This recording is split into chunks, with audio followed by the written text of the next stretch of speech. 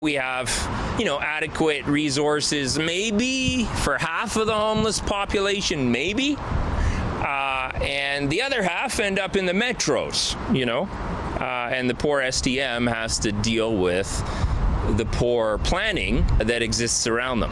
Montreal's public transit agency ended a temporary rule against loitering in the city's metro system. It was a controversial measure announced in March that required people to keep moving to help deal with issues like homelessness in the network, as many have used metros for shelter. It aimed to increase feelings of safety and security. It's sad that the STM has to deal with this. The STM is not set up as a homeless resource. And yet, because of poor planning, the STM is being forced into this sort of role of navigating unhoused persons. And it's entirely unfair, both to the unhoused persons and to the STM. The executive director of Resilience Montreal said the policy caused growing frustration among those seeking support at the day shelter. One of the things I do every morning at 8 a.m., I serve coffee, and so people are coming in and I get to hear, how'd it go the last night? Where'd you sleep? Were you in an alleyway? Were you in a shelter? What was the situation? Oh, you're in the STM. You got kicked out. You got a ticket. Imagine that, Well, that sounds like a good plan.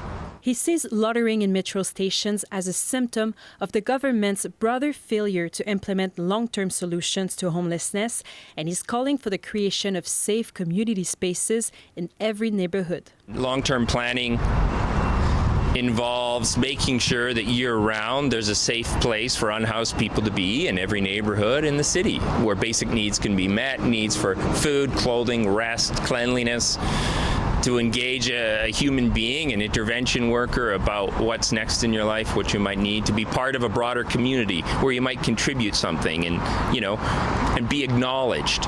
And so these resources could exist in every neighborhood. Currently, they don't. In a written statement sent to City News, the STM says, "We will take the time to assess the situation based on the data we are currently collecting and will present our analysis in the coming weeks. What we want first and foremost is for long-term measures to be put in place, especially with the upcoming winter season in mind." In Montreal, Johanie Bouffard, City News.